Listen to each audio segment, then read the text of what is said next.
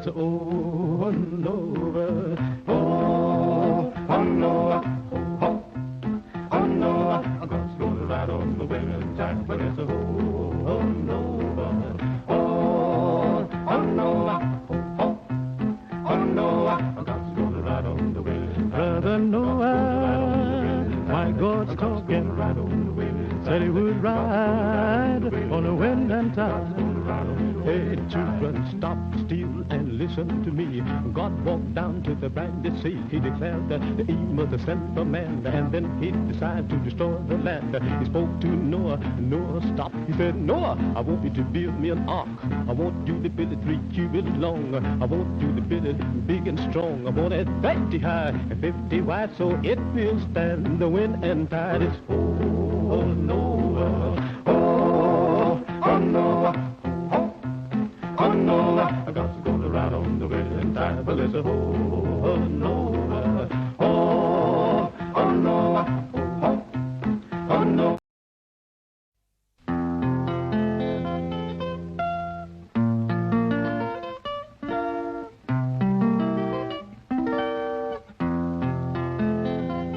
Well, it's over and over. Oh no, oh no, I'm gonna go right on the winning time, but it's a oh no, oh no, oh no, I'm gonna go right on the winning time. Brother Noah, my God's talking right on the winning. Said he would ride on the wind and tide. Hey, children, stop still and listen to me. God walked down to the briny sea. He declared that the Eve was the son of man, and then he decided to destroy the land. He spoke to Noah. Noah stopped. He said, Noah, I want you to build me an ark. I want you to build it 3 cubits long. I want you to build it big and strong. I want it 50 high and 50 wide, so it will stand the wind and tide. It's oh Noah, oh Noah. Oh no, I got to go right on the winning tide, but it's a oh no, oh no, oh no, I got to go right on the winning tide. Got to go right on the winning tide. Right on the winning tide. Oh Noah, brother Noah, my God's talking right on the winning tide. Said he would ride on the wind and tide. Well, after the foundation was laid, then Noah began to hew and build. The ringing of the hammer cried judgment, the hewing of the saw cried sin and repent. 100 years he hammered and sawed, building the ark by the grace of God. When the ark was done, God's voice was heard. He said, now Noah, let me tell you what to do. Call in the animals 2 by 2, so he called them in the ark 2 by 2. He called the birds, the ox with the kangaroo. Then he called in Japheth, the ham and Shem. Then God began to flood the land. He raised his hands to heaven on high, shook the stars and moon from the sky, shook the mountain, he troubled the sea, hit the wind to his chariot wheel. He stepped on land, stood on the shore, and declared that time there wouldn't be no more. But it's oh Noah, oh Noah, oh Noah, I got to go right on the winning tide.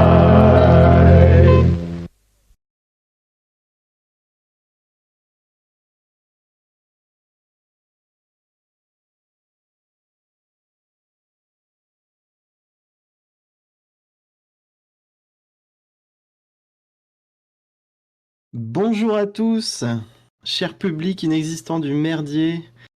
Je m'appelle Arferius et je suis avec Jean ce soir. Salut Jean.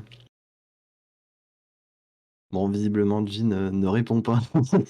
Il a bloqué son micro. Je suis très content. Salut. Salut Jean. Je suis très content de...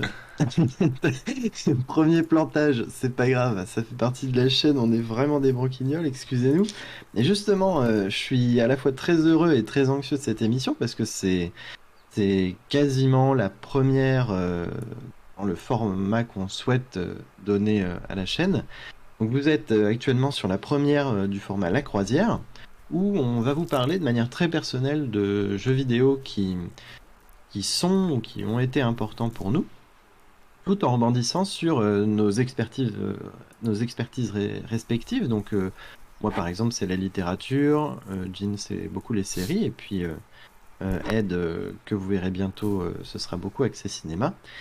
Et aujourd'hui, je suis assez anxieux parce que du coup, on a tous les problèmes techniques dus à notre statut de grand débutant, et en même temps, je tenais vraiment à vous présenter mon jeu préféré de l'univers, hein, Fallout 3. Donc je tiens à faire un petit disclaimer, hein, certains diraient dans ma situation, ne vous inquiétez pas, ce n'est qu'un avis subjectif, voilà, vous Bas les avez le couilles. droit d'avoir vos jeux préférés, nana. Non, pas moi, je suis désolé, mais je vous l'apprends ce soir. Fallout 3 est tout simplement le meilleur jeu de l'univers. Voilà, point barre. Mais je vais pas vous laisser comme ça. Je vais vous expliquer pourquoi. Et puis, je vais un peu expliquer à Jean pourquoi, parce que c'est un peu particulier. Moi, donc Fallout 3 est mon jeu préféré. Jean, sachant que j'adore ce jeu, l'avait tenté il y a quelques années, mais pour X ou Y raison, il ne l'avait pas terminé. Et ce que je voudrais vous présenter ce soir, c'est tout simplement une petite rando dans les terres dévastées de la capitale. Jean va me servir de porteur, c'est lui qui va se balader un petit peu partout pour vous présenter cet univers, et puis moi je vais m'installer confortablement dans son sac à dos, et je vais vous parler par-dessus son épaule de tout ce qu'il vivra, parce que je vivrai à travers ses mouvements. Et puis voilà, je vais essayer de vous faire une petite... Alors, vous montrer un RPG aussi grandiose que Fallout, c'est très compliqué parce que c'est un jeu à monde ouvert extrêmement riche, extrêmement grand. Et je me suis dit, mais pourquoi pas vous montrer des éléments très bateaux de cet opus et de vous expliquer justement d'une manière presque larmoyante, hein, pourquoi certains éléments me marquent particulièrement. Peut-être que pour vous, ce seront des features complètement anecdotiques, mais ce n'est pas mon cas. Puis je vais essayer justement de rebondir sur plein de petites choses, sur la série Fallout. Je vais essayer de me montrer un petit peu pédagogique sur cette licence, cet univers, que je connais assez bien. Merci Antoine Donc pour le on raid avec le 1. Merci beaucoup Antoine, t'es un amour. Et oui, donc voilà, je vais vous parler de beaucoup de choses de l'univers, inexistant toi-même, me dit Antoine, mais, Oui, mais non, mais tu es éternellement de mon cœur. Quoi qu'il en soit, l'univers de Fallout est très riche, il y a beaucoup de jeux vidéo, il y a aussi une histoire dans leur développement qui est assez rocambolesque, donc je vais peut-être revenir un petit peu là-dessus. Et puis, vous parler aussi globalement, de ce que représente cet univers pour moi et aussi dans la fiction en général.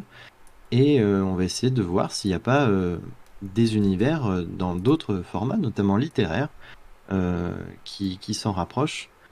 Et puis voilà, en gros, on va se balader, c'est une rando, une petite sortie au week-end en famille. On va baigner dans les radiations et la poussière, et puis on va essayer de rendre les choses agréables. Peut-être que certains d'entre vous ne connaissent Fallout qu'à travers les déboires de Fallout 76 ou l'expérience assez simple, assez Skyrimesque de Fallout 4. Fallout 3, c'est un peu l'ancêtre de cette génération de Fallout où on est en vue FPS ou TPS comme on veut, dans un monde ouvert, etc. Un format assez moderne, j'ai envie de dire, comparé aux plus anciens qui sont des RPG purs et durs, en vue du dessus, etc. Donc j'espère que vous allez prendre plaisir à nous accompagner. Et puis à la fin, je suis désolé, hein, mais vous allez être d'accord avec moi, c'est obligé. Mais si vous êtes récalcitrant, surtout n'hésitez pas hein, à alimenter le chat, notamment pour me dire que Fallout New Vegas est infiniment meilleur que le 3 et que Fallout 2 l'est tout autant, etc. Donc vous inquiétez pas, vous pouvez m'attaquer directement au foie, je rendrai les coups, mais bien sûr en toute bienveillance, vous vous en doutez. En tout cas, voilà. Jean, je te propose de me partager ton écran et puis on va partir se promener gaiement. Yes, I. Alors, j'espère que vous êtes prêts. Parce que pendant une demi-seconde au début, je préviens, je vais devoir tester le retour son, mais au pire, Antoine pourra nous préciser. Non, Antoine. Antoine Stream. Chez Antoine, oui, bien sûr, nous dire si lui, de son côté, il voit des petites choses qui ne vont pas. Excusez-nous, hein, on a besoin de mentors, parce qu'on est un peu des branquignoles, des newbies. C'est un bug, j'ai voulu host à la base, mais mon doigt a ripé sur la commande. Aïe, aïe, aïe.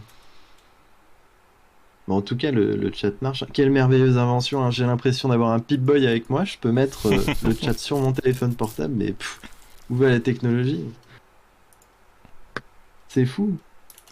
Mais d'ailleurs, hein, si jamais d'aventure vous avez des questions sur le lore en particulier, n'hésitez pas, hein, j'ai assez perdu de temps dans ma vie pour devenir expert d'un monde de fiction qui pas forcément intéresse beaucoup de gens. Mais bon, voilà. Je suis autant un branque que vous, bah, évidemment, mais c'est pour ça que tu fais partie du foutoir. C'est un peu notre refuge à tous, hein. Et donc, Est-ce tu que vois tu me l'écran, partages ton... Non, tu ne le partages pas sur Discord. bah normalement oui. Il a fermé le petit bâtard. On Vas-y, relance. recommence. Ah, c'est la technologie d'avant-guerre, hein. C'est toujours... C'est toujours Azermi, frérot. Voilà. Ça fait vraiment le gars qui essaie de réparer son Pip-Boy.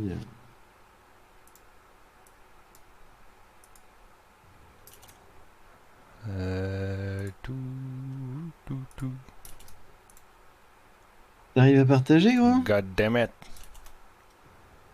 Non, parce que je dois faire une manip rapide avec ce Discord des sans Vas-y. fire. Bon alors, petit point pour commencer avec Fallout 3. Merci. Ça le partage. Alors c'est un écran gris pour l'instant, mais regardez le stream, parfait. C'est bon. Je suis présent. Ah mais je vois qu'on est déjà aux portes des terres désolées de la capitale. C'est parfait. Ouais. Bah Alors, écoute, t'as pas vu, mais quand j'ai chargé la sauvegarde, il a chargé la sauvegarde auto de quand quand on est sorti de merde. sommeil. Du coup, ils se sont fait Parce spoil, que, mais bon, bon, c'est pas grave.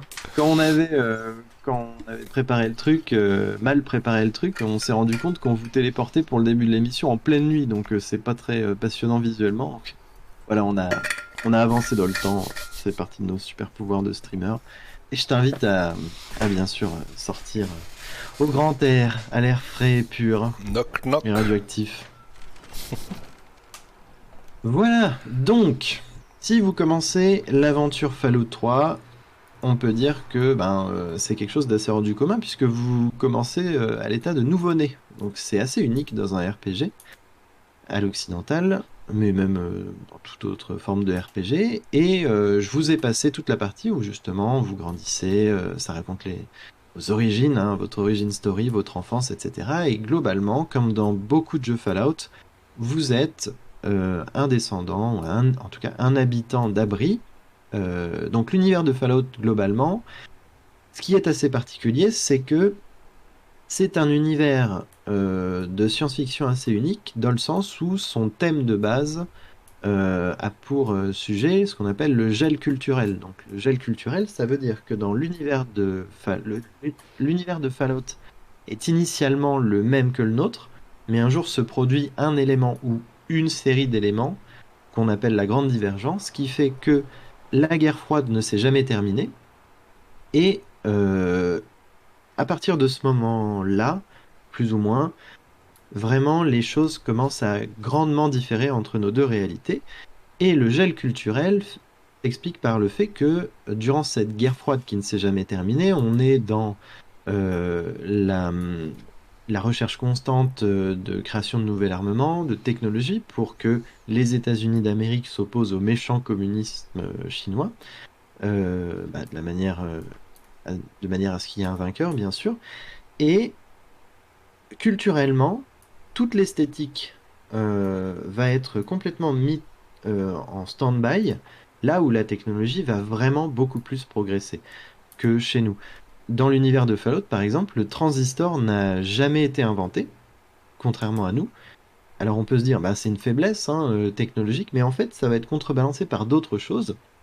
Et dans l'univers de Fallout, l'énergie atomique prend une place bien plus populaire, on va dire, que dans notre univers. Donc vous avez un univers purement dans le style américain des années 50, avec des choses culturelles, esthétiques, musicales, etc. De cette période qui vont rester pendant très longtemps. Ils vont plus avoir vraiment d'évolution.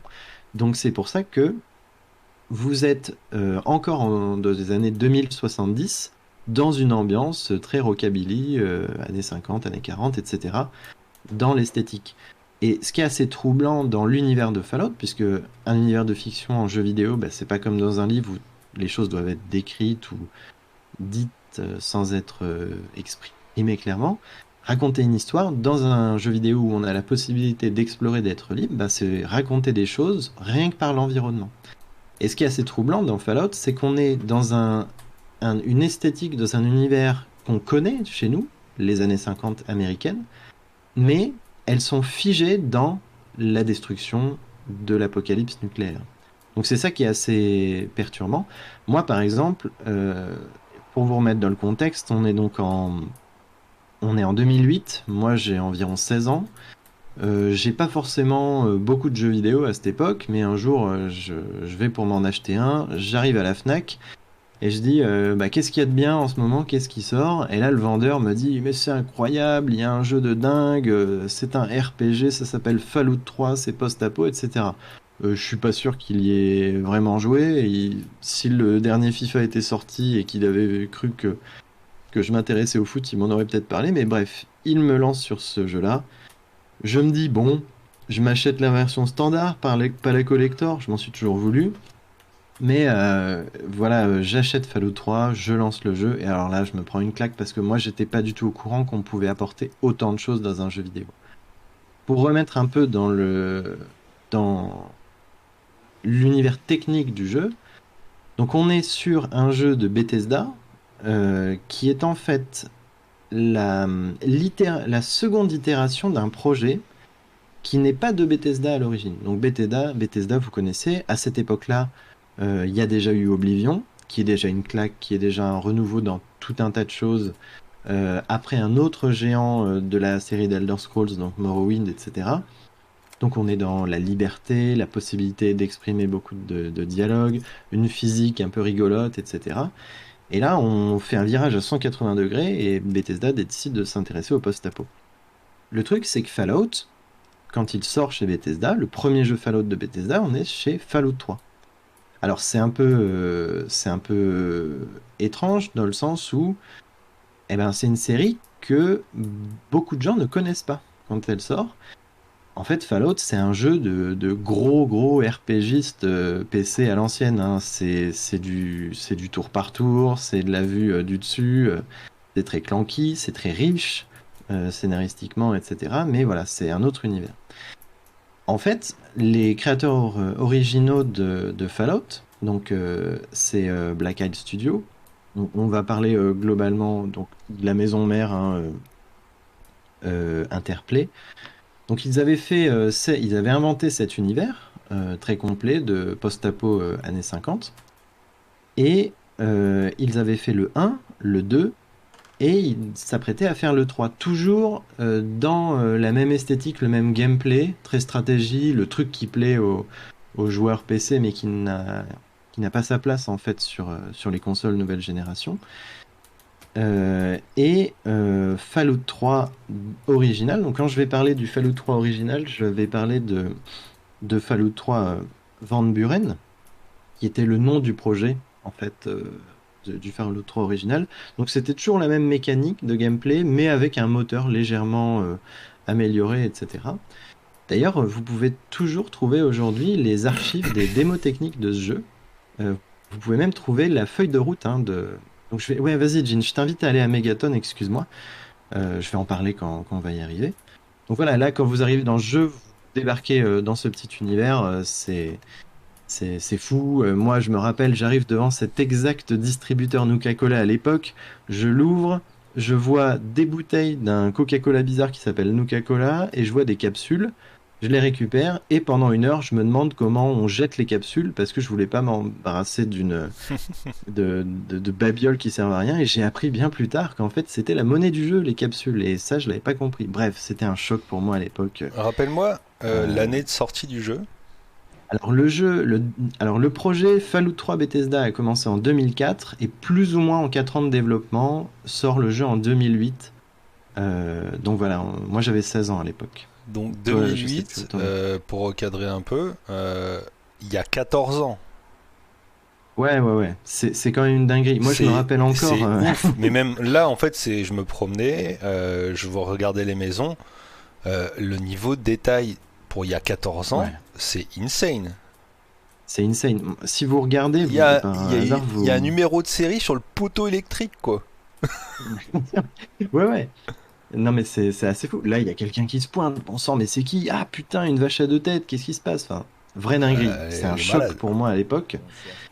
Et oh bah déjà une voix de velours en plus, c'est parfait, hein. Euh, donc oui, Fallout 3 Van Buren.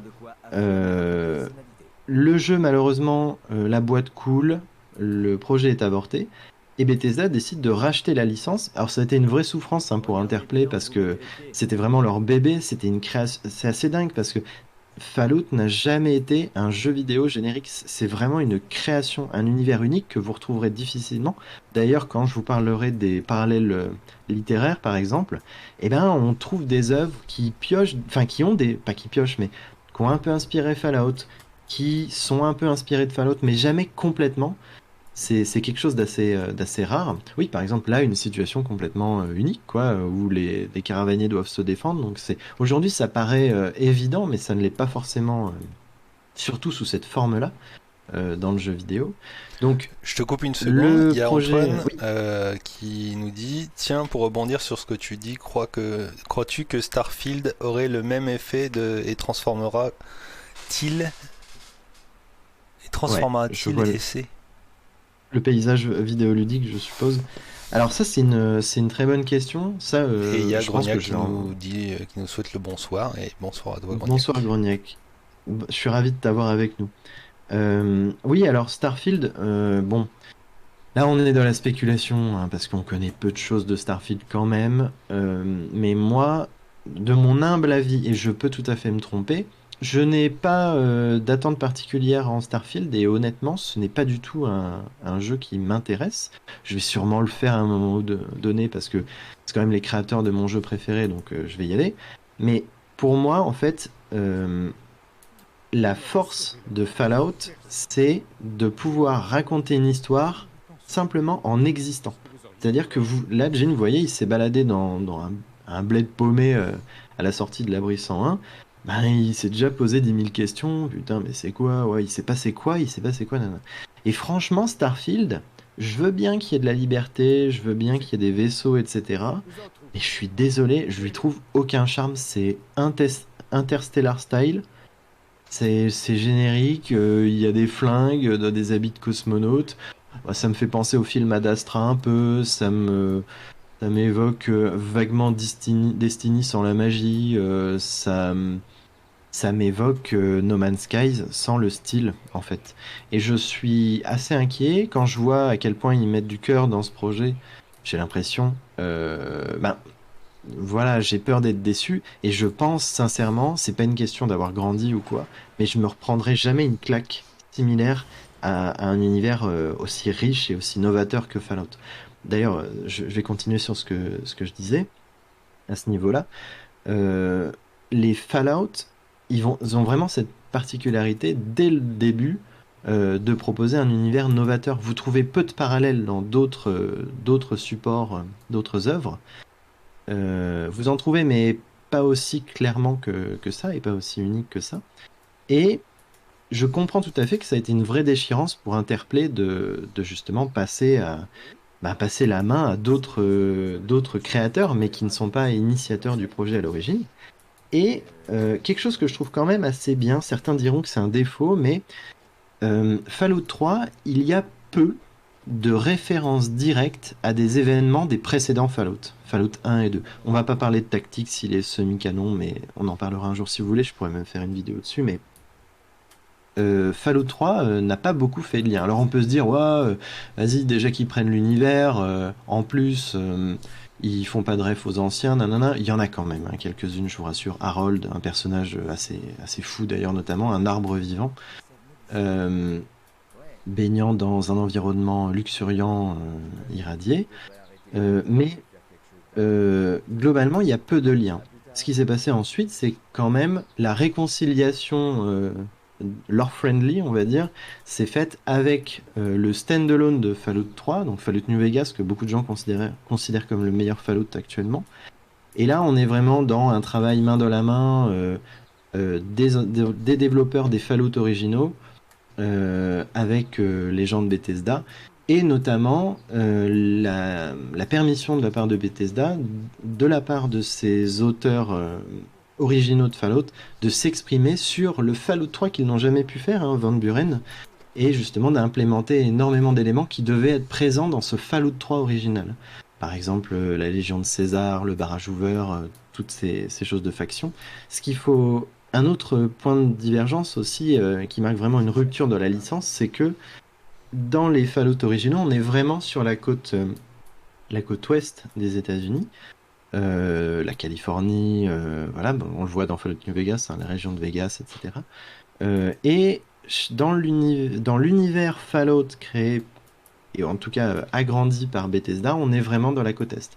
Et moi, je trouve que c'est très bien parce que ça permet de laisser un champ libre un peu aux créateurs originaux, si un jour ils devaient revenir, travailler avec Bethesda et tout, et puis ça permet d'éviter des conflits de lore ou des incohérences. Alors il y en a, hein, bien sûr, dans Fallout 3 et dans d'autres opus, mais au moins ça limite les dégâts. Il me semble que vous avez un problème de drogue. Ben oui, mais tout à fait. Mais moi, évidemment, j'ai le problème de toutes les drogues de toute façon. Je Mais parlais au voilà, personnage alors, qui est devant moi, là, mais ouais. on arrive, voilà, je vais un peu parler de ce qu'on fait actuellement. On arrive à la sortie de l'abri. Oh, bon sang, tout est détruit. Mais attendez, il y a un gros tas de métal là-bas. Mon Dieu, mais c'est une ville.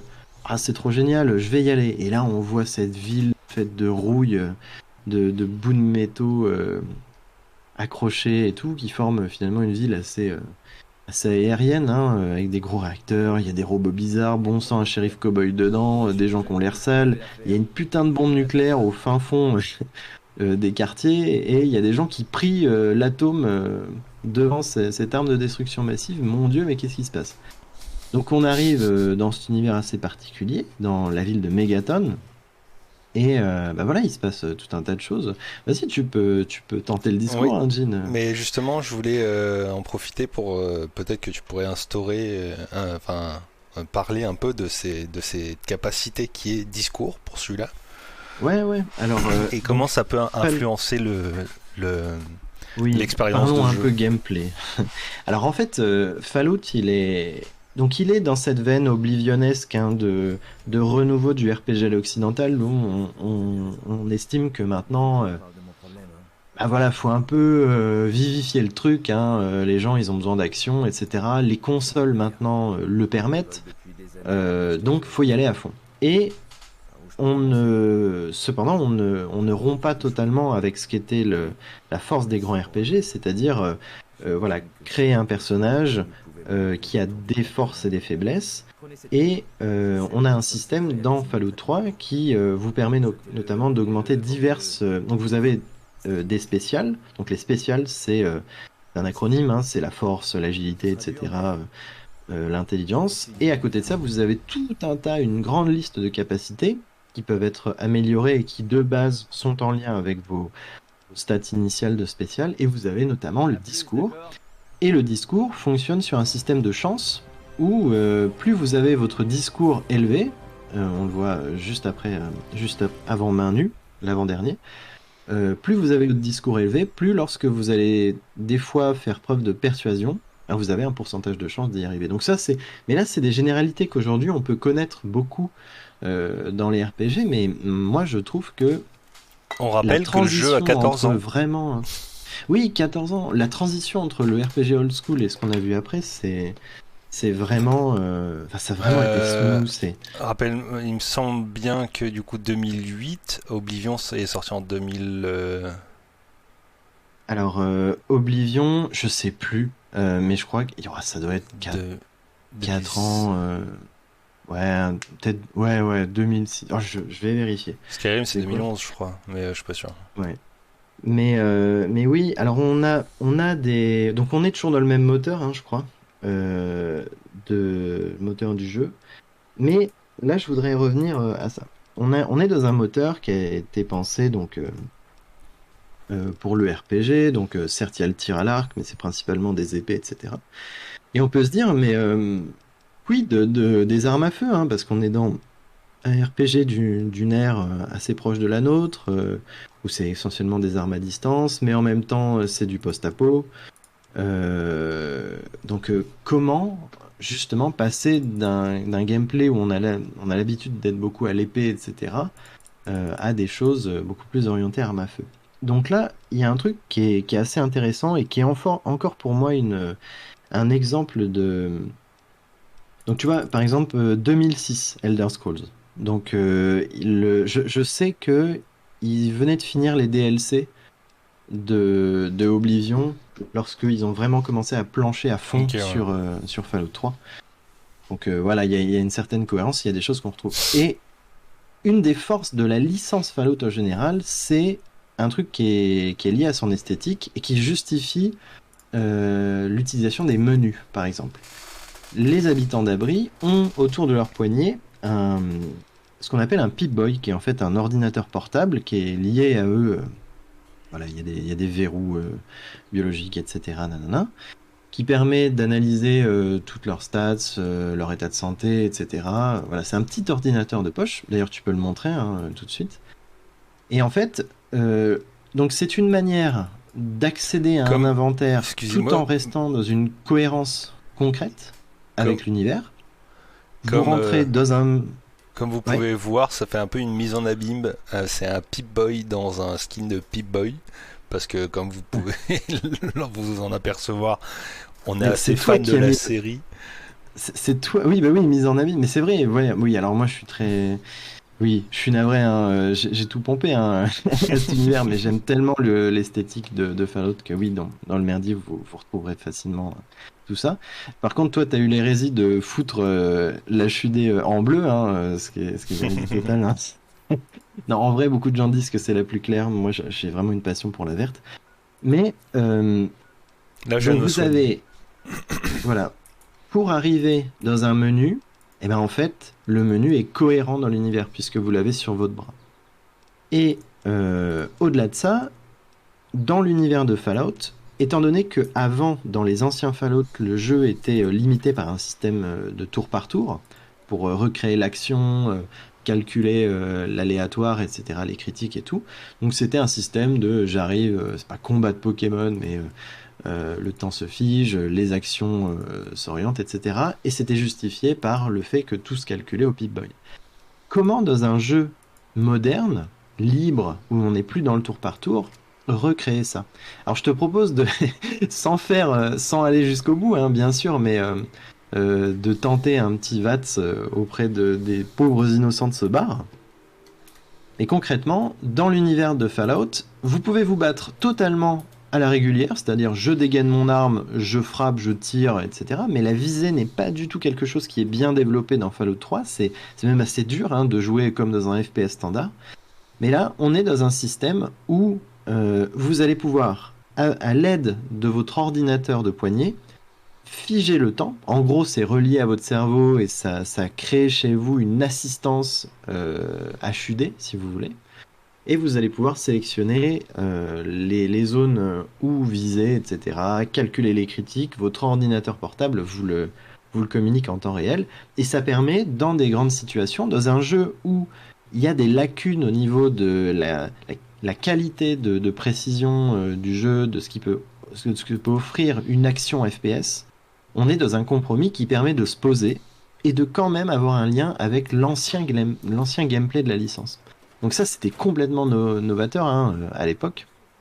Et on était comme des oufs, on se dit waouh, waouh, waouh. Alors ça a été reproché que on, on nous force vraiment à utiliser le VATS. Moi, je trouve que c'est une des forces du jeu, personnellement. On voit que dans New Vegas, ça s'est beaucoup amélioré d'ailleurs. On peut vraiment jouer des deux manières. Et on est de l'extrême inverse avec Fallout 4 où honnêtement utiliser le VATS, ben, on le fait de moins en moins quoi. C'est beaucoup du FPS standard et c'est générique et ça perd un peu de sa superbe, je trouve. On est dans une surface de 41 km². Donc c'est quand même assez grand. Je crois que c'est moins grand qu'Oblivion à l'époque. Mais vous avez des milliers de choses à découvrir sur cette map, hein. Je vous rassure, des donjons, des trucs, enfin voilà. Et voilà, c'est un RPG libre, on peut parler à beaucoup de gens, on peut rentrer dans Salut pas mal de Commodore. bâtiments. Et on n'est pas du tout dans... Là, vous vous dites, ok, j'ai vu les alentours de Megaton, j'ai vu ce qu'était l'univers de Fallout. Non, non, non. Vous Bienvenue avez Commodore. énormément de choses. Vous avez énormément d'endroits à visiter, de choses à découvrir, des choses très variées parfois. Et vous avez la capitale, Washington, d'ici, que vous pouvez visiter, etc. Donc une zone de guerre, hein. Vous avez des factions, etc. Ce qui a été reproché à Fallout 3, mais bon, c'est tiré sur quelque chose qui est très novateur finalement, c'est un peu dommage, mais c'est vrai que comparé à Fallout New Vegas, on a dans pas vraiment dans le scénario, parce que moi je trouve bizarrement comment dire, l'univers de base scénaristique de New Vegas finalement moins exotique que celui du 3. Mais c'est vrai que dans New Vegas, on a une cohérence dans, comment dire, dans les échanges entre les différents personnages, les liens qu'ils peuvent avoir entre eux et les conséquences que peuvent avoir nos choix, qui est plus grande que dans le 3.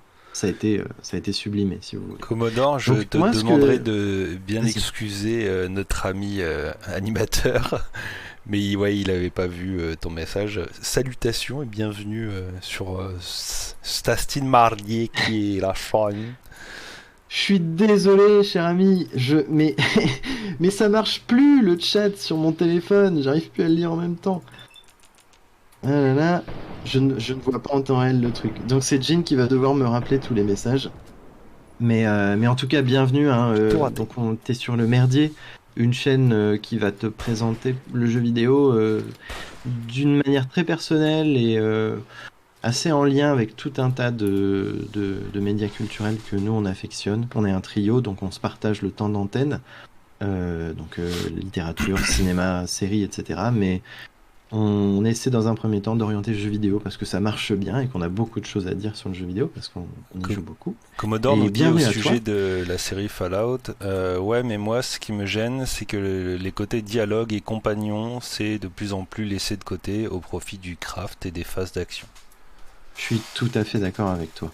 Et je pense que de toute façon, là, on n'est pas dans une question de ouais, j'aime tel opus de Fallout est mieux, tel opus de Fallout est moins bien.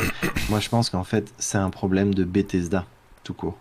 Parce que Bethesda ne sait plus. C'est devenu une entreprise tellement puissante que Bethesda ne sait plus ce qu'attendent ses joueurs, en fait. Et ce qui est assez fou, je peux donner un élément d'actualité qui va dans ton sens. Est-ce que vous avez entendu parler de Fallout London? Donc Fallout London, c'est un fan-made basé sur le moteur de Fallout 4 qui va pour la première fois vous raconter une histoire, mais on est clairement dans le niveau d'un standalone, d'un DLC à la Witcher, quoi. Tout a été doublé au niveau dialogue, on est dans un univers totalement recréé, nouveau, des assets nouveaux, etc.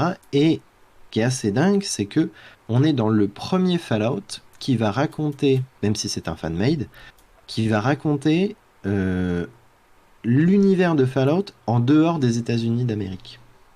Et ça, c'est quelque chose, déjà à l'époque de Fallout 1, de Fallout 2, même de Fallout 3, on se posait tous la question, mais qu'est-ce qui s'est passé?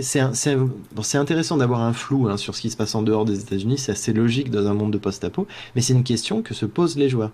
Et là, les joueurs demandaient depuis des années, mais faites un Fallout. Il y avait même à une époque un Fallout c'était une rumeur qui pouvait se passer en France. Mais finalement, la seule chose qu'on a à se mettre sous la dent, c'est un fan-made, c'est pas un jeu directement de chez Bethesda.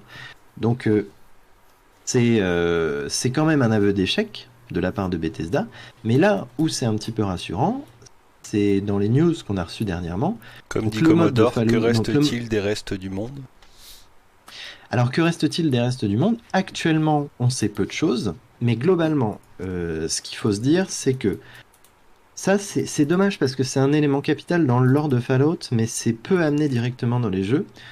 euh, avant l'apocalypse nucléaire se produit un événement géopolitique qui s'appelle la guerre des ressources et qui en fait va, en gros, si vous voulez, il y a oui, un Voltec avait problème tout mondial prévu. de ressources et les pôles de puissance commencent à s'inverser, etc. Et on est dans un monde où il y a deux blocs, deux géants, les États-Unis qui tiennent le coup, qui sont vraiment encore puissants et dangereux, et la Chine communiste qui est dans le même cas. Mais l'Europe, suite à une guerre qui s'est passée, bon, je vous passe les détails, mais des attentats avec le Moyen-Orient, etc., vraiment, l'Europe est en mode clodo avant même la chute des bombes. C'est-à-dire que tout ce que vous voyez actuellement dans les jeux Fallout, l'univers avec les raiders, les gens qui crèvent la dalle, etc., tant l'aspect radiation, ben, l'Europe, elle est déjà dans cet état-là, à différents degrés. Donc c'est vraiment déjà la merde. Et paradoxalement, c'est ce qui l'a sauvé. Parce que lorsque l'échange de tirs nucléaires se produit, eh ben, l'Europe n'est plus un danger pour personne. Donc on la vise très peu finalement. C'est vraiment les États-Unis et la Chine qui sont visés. Donc les deux blocs de superpuissance sont annihilés. La Chine, je crois que c'est l'élément, c'est le moins de choses. En fait, on a souvent la présence de Chinois dans les jeux Fallout dernière génération. On en a dans Fallout 4, je crois qu'on en avait dans Fallout 3, je me rappelle Il y en a plus beaucoup dans exactement, 76. mais dans 76 aussi, hein, c'est très marqué. Alors 76, c'est encore à part parce que c'est vraiment peu de temps après la chute des bombes. Mais les gens d'Europe, on en a un dans Fallout 3, un anglais d'ailleurs. Mais on sait vraiment peu de choses. Et la Chine, on sait encore moins de choses.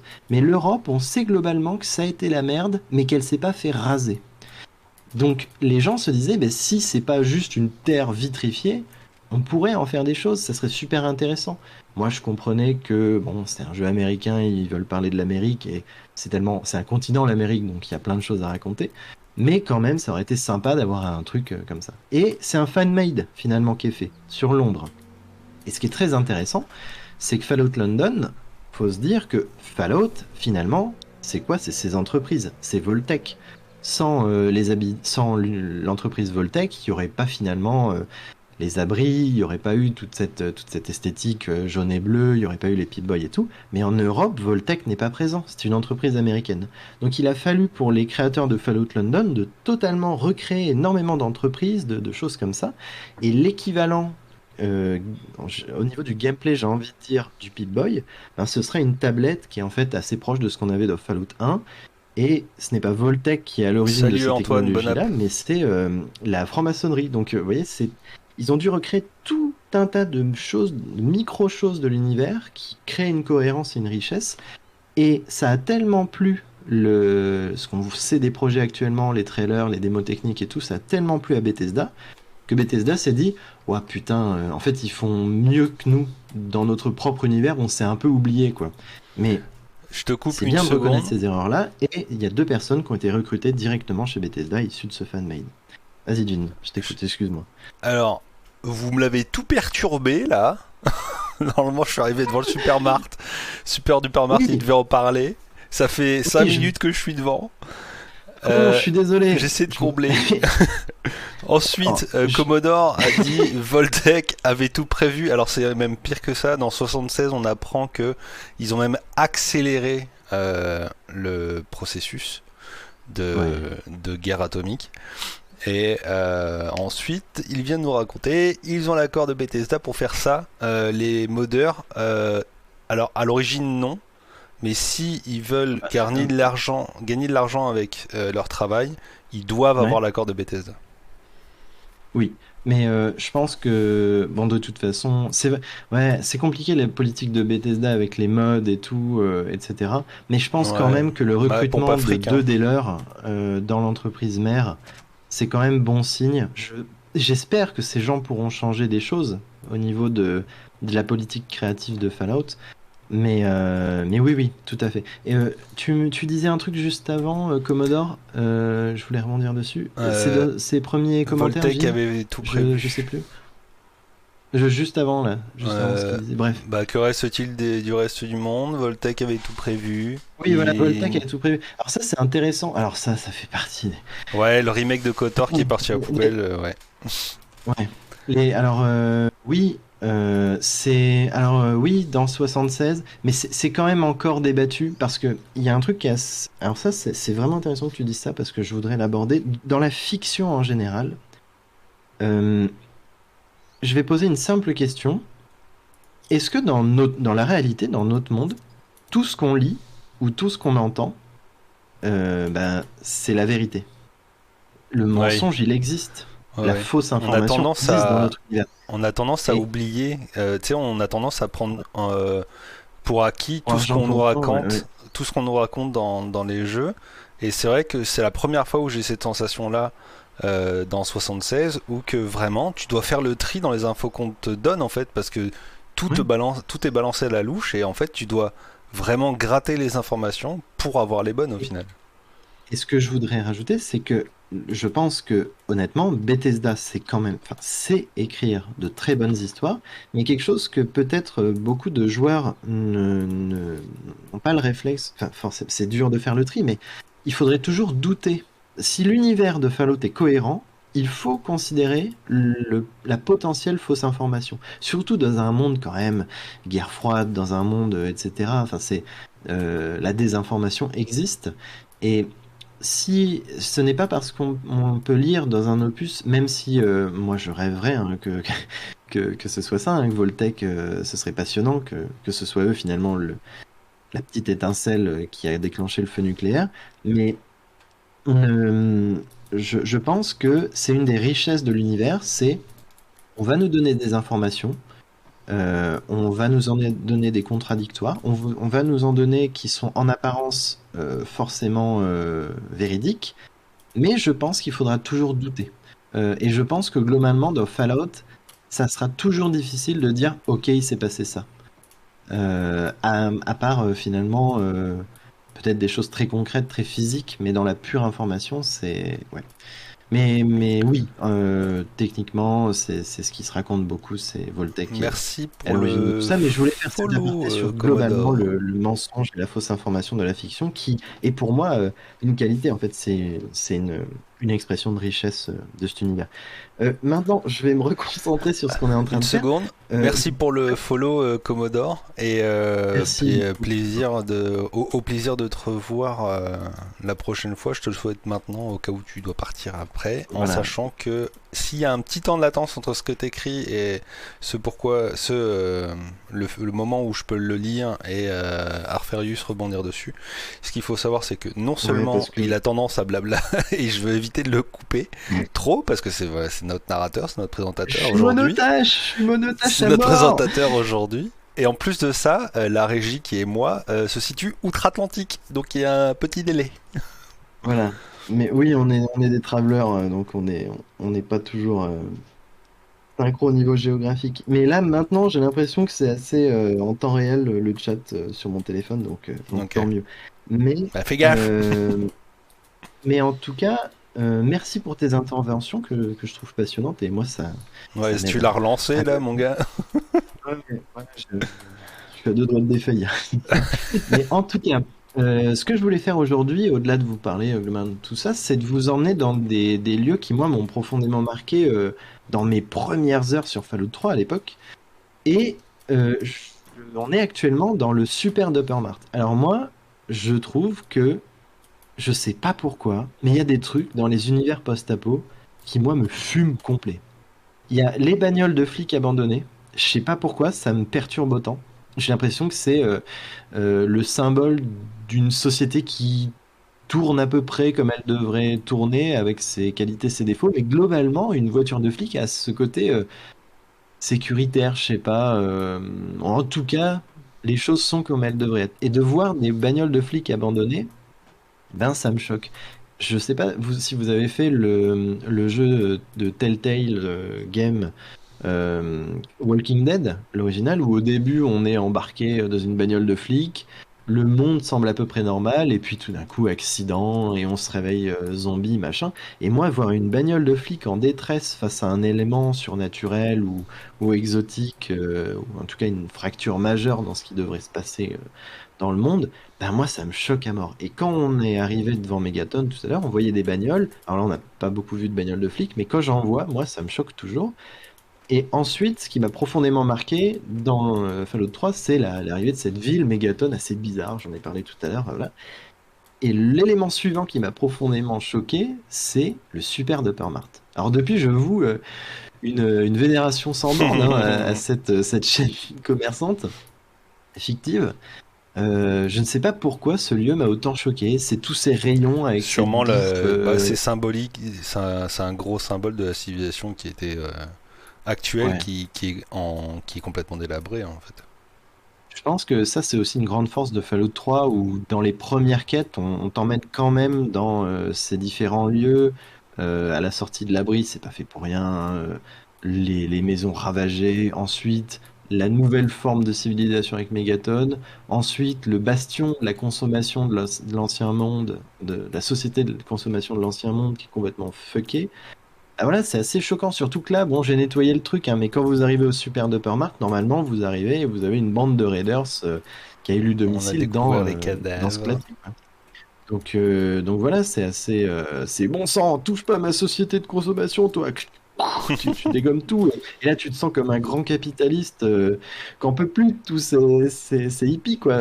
Ça commence à faire chier, quoi. Ça marche, Et c'est marrant Commodore. comme des fois Fallout te pousse à avoir des réactions des fois que t'aurais jamais dans la vraie vie, mais c'est finalement assez drôle. Et moi, j'ai beaucoup aimé cet endroit. Alors là, il paraît vide, hein, donc on va vite sortir hein, parce que c'est pas forcément intéressant. Mais il y avait aussi ces toutes petites touches de choses exotiques à ce qu'on connaît nous. Par exemple, alors là, je l'ai fait sortir, il s'est fait dégommer depuis longtemps, mais il y a un robot dans l'arrière-boutique. C'est l'équivalent de Sécurité. notre vigile à nous, sauf qu'il tire des lasers et il parle d'une Robco manière bizarre. Donc, Industries. Ramco Industries, hein, la meilleure boîte d'avant-guerre, bien sûr. Je me dépêche de Donc, sortir.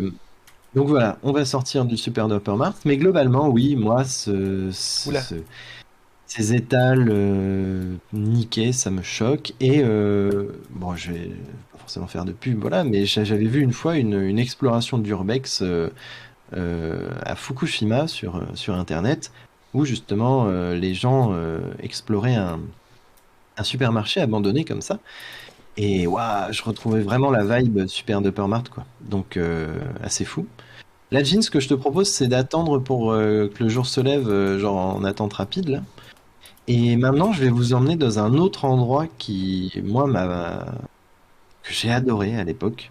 Alors lui, j'y suis pas retourné, parce que j'ai relancé une game. Vous savez, pour moi, Fallout 3, c'est comme l'alcoolisme. Genre, vaut mieux pas que j'y touche, parce que sinon, j'ai tellement de trucs à faire à côté du jeu vidéo que là, je m'en sors plus. Mais j'ai quand même relancé une game pour vous épargner le tout début de la sortie d'abri et tout. Mais je ne suis... là, littéralement, je vais revoir ce bon vieux Minefield. Donc cette zone de simple habitation standard, etc. Mais qui est désormais une zone extrêmement mortelle, puisque jonchée de mines, on ne sait pas pourquoi, mais voilà, ils se sont passés des trucs dans ce lore, donc dans ce lore caché, ce lore passif, hein, qu'on ne raconte pas clairement. Et moi, il m'avait choqué parce qu'on m'a dit ouais, va à Minefield récupérer des mines. Je fais à l'époque, je fais ah bah d'accord, ouais, il y a des mines dans cet univers. Dis donc, ça rigole pas, hein, c'est violent. J'arrive et tout, je trace et boum, je me fais slasher comme un ouf. Et je voulais vous présenter Minefield aussi parce qu'il est loin, ce point de la map, ce qui va nous permettre de nous balader et de voir un petit peu différentes choses. Mais globalement, ouais, ce sont les plus ou moins Megaton, Super Dupermart et Midfield, les trois éléments qui m'ont visuellement marqué dans Fallout 3 et qui, du haut de mes 16 ans à l'époque, me font comprendre que dans un univers de fiction, on peut raconter sans dire. Et ça, c'est ce que je dois vraiment à Fallout 3. Voilà, par exemple, là, par professionnalisme, il a voulu vous montrer ce que fait une mine qui explose, sauf que il l'a pas fait de manière rigolote, Jin, parce que moi, à l'époque, je comprenais rien aux statistiques des RPG, et j'étais naze, et j'étais faible, et je me suis fait vraiment annihiler, j'ai volé en ralenti, bullet time et tout à l'époque, et c'était merveilleux, que de souvenirs. Un vrai plaisir. Et donc, bah, je te propose d'aller te balader, mon vieux. Yes. Fais-moi visiter, promène-moi. Fais-moi rêver. Ah oui, c'est pareil. Alors ça, Les boîtes à les, sandwich. les boîtes à sandwich. Alors une licence de boîte à sandwich, on se dit oh c'est merveilleux, nanana. Vous en trouvez, vous en ramassez. Il y a des petites surprises à l'intérieur. C'est super. En plus, ça ressemble totalement à la reproduction de la version collector de Fallout 3 à l'époque. Trop bien. Puis un jour, vous en voyez une qui brille un petit peu, qui fait bip bip, et vous vous dites mais c'est trop mignon. C'est une version upgradée et tout. Et en fait, c'est une mine dévastatrice à capsule. Et là, vous vous faites exploser. Et vous repartez à très longtemps dans votre partie bien avant, puisque vous avez bien sûr oublié de sauvegarder. Et à l'époque, ça ne pardonne pas. Alors aussi, Fallout 3, donc là, je voudrais parler un peu plus du scénario. Petit coup de On le drogue. dit souvent. Ouais, vas-y, mais fais ce que tu fais, toi, Blaise, gros. C'est moi qui offre, hein. T'inquiète. Euh, On dit souvent que donc Fallout 3, il y a des petits problèmes au niveau du scénario. Oula, mais charmant voyageur, hein, vas-y, va aller voir. Non, non, mais t'inquiète pas, c'est une coutume, vas-y, il te souhaite la bienvenue. Vas-y, feu, feu! Fusil d'assaut, hein, quand même, une des meilleures armes du jeu, hein. Quand on s'est Et, visé. d'ailleurs, ça, c'est assez intéressant. Alors, je fais un petit aparté sur le fusil d'assaut dans l'univers de Fallout. Ce qui est assez compliqué parce que on va parler. LOL, ils s'attaquent entre eux. Non, je pense qu'il se soignait. Non, non, je crois pas. Je crois que en fait le gars derrière a voulu. Bah, barre-toi. Prends un Au steam pack parce que là secours. tu vas die. Euh, T'as un raccourci steam packs normalement. Je pourrais. Ah oui, non, il se barre par rapport à. Ouais. Ah bah fais Pip-Boy et steam packs. À l'époque ils sont encore instantanés donc t'inquiète. Alors un petit aparté. Sur le fusil d'assaut. Parce que le fusil d'assaut, il y a énormément de choses à dire sur le jeu vidéo en général en parlant du fusil d'assaut de Fallout. Alors, là vous remarquez que ce que Jin tient entre ses mains, eh ben, c'est un fusil d'assaut, tout ce qui est... Enfin, je veux dire, qui ressemble globalement à ce que nous on peut connaître dans notre univers. Si vous regardez les éléments peut-être esthétiques les plus emblématiques de l'univers Fallout, vous avez bien sûr l'armure assistée. L'armure assistée dans Fallout 3 et Fallout New Vegas, c'est une combinaison à échelle humaine, presque fonctionnant sur un système piezoélectrique, hein, comme les armures Mjolnir des Spartans dans l'univers de Halo. Attention, t'as plus de vie, gros! Au Il va falloir que tu fasses secours. une save, sinon on est die. Mais bon, on est retry aussi, donc c'est pas grave. Et le fusil d'assaut est à échelle humaine, j'ai envie de dire, tout comme l'armure assistée. Le problème, c'est qu'il y avait une petite dissonance entre ce que devait être l'armure assistée, c'est-à-dire une armure censée amplifier la force, tous les mouvements de l'utilisateur, le protéger contre des choses de dingo, etc. Et c'est vrai que ça n'avait pas plus d'ampleur dans sa taille que n'importe quelle armure de cuir que vous pouvez trouver dans l'univers.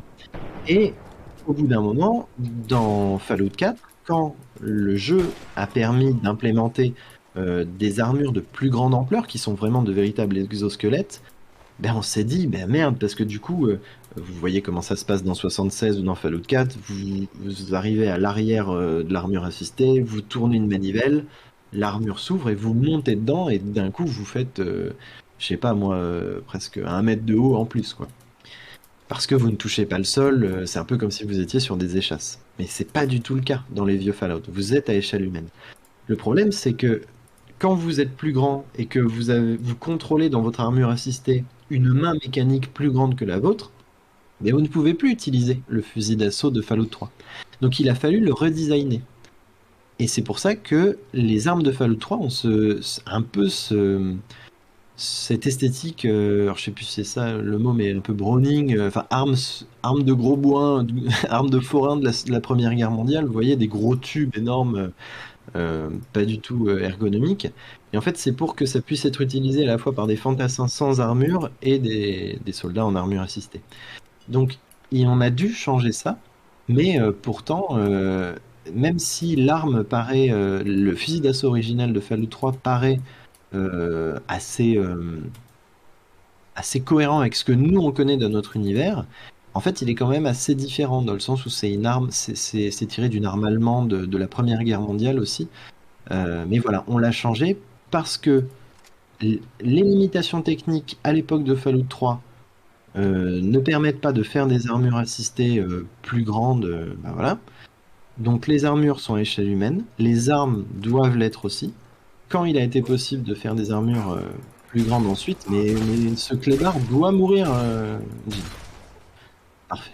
Oh, le calibre 12 quand même. Alors, n'est-ce pas l'arme la plus jouissive de Fallout 3? Franchement, c'est ma préférée, je l'adore.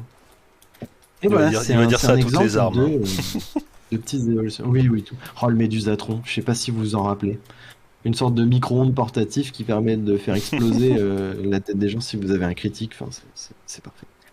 Et Fallout 3, c'est aussi, donc dans son scénario, quelques petites lacunes. C'est un scénario qui est perfectible, notamment sur sa fin, certains le diront.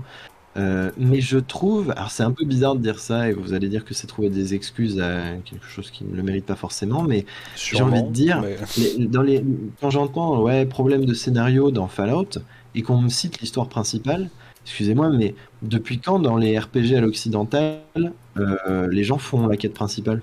Je veux dire, on n'est pas censé rusher toutes les quêtes secondaires comme des gros malades mentaux.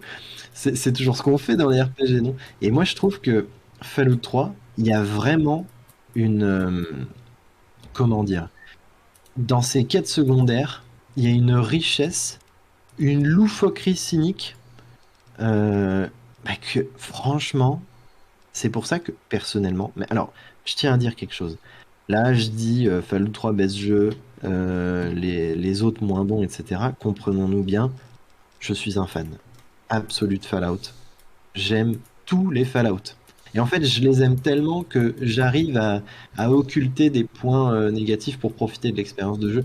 Pour vous dire, j'arrive vraiment, je pourrais vous défendre comme un lion Fallout 76, qui est vraiment, et je l'ai fait Day One éclaté au sol, hein. On est d'accord, mais il y a énormément d'autres choses pour les gros fans hardcore qui sont vraiment délectables.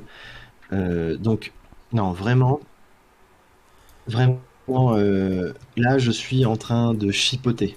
Mais ne vous inquiétez pas, si vous m'entendez parfois critiquer le sacro-saint New Vegas, euh, je l'adore, bien sûr. Mais, en l'occurrence, je le trouve, je trouve que dans tous ces micro-événements, toute la lecture de l'environnement, toutes les quêtes secondaires et tout, et ben, je sais pas, c'est une question de quantité, mais je trouve que Fallout 3, on est tout le temps plus surpris.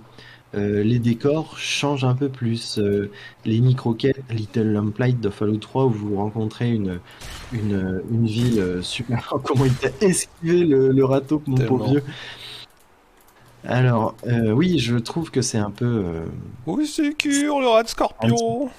c'est un petit peu plus riche, quoi, au niveau des quêtes secondaires, au niveau de ce que peut proposer le jeu en termes d'exotisme. Voilà. Le retour fonctionne toujours bien? On est toujours à l'antenne, mon Jean? Oui, Parfait, parfait, parfait. oui, oui. C'est pas de tourpeau, hein? J'ai vu là un petit Ouais, râteau. les deux. Casse-toi, toi. Oh là là! À la viole. Couché! Couché, clébard! Couché, cabot. Aïe, aïe, aïe. Et sinon, oui, dans cette narration, alors, bon, moi je suis un grand défenseur de la VF, hein, je trouve les travaux de doublage en général, enfin, pas en général, mais une bonne VF, je sais vraiment l'apprécier, je suis pas du tout un fou furieux de la VO. Mais on est quand même, pour ceux qui jouent à Fallout 3 en VO, et avec votre papa dans Fallout 3, c'est quand même Liam Neeson, hein. Donc c'est un grand acteur, c'est pas rien comme doublage. Le président Eden, hein, le, Qu'on le salue. vrai faux président des États-Unis qu'on entend un peu tout le temps. Malcolm McDowell, hein, donc un acteur qu'on voit souvent. Tu sais que pour moi, ça, Dans c'est les- un très mauvais souvenir dans l'histoire, dans mon expérience avec Fallout 3. De Minfield? Non, cet Non? endroit-là. Alors lui, tu vois, Bah, tu sais quoi, tu vas aller te faire souffrir. Non, mais c'est pas pour Qu'est-ce rien, qui t'a c'est parce choqué que dans celui-là? avec mon bug de voiture explosive. Avec ton bug?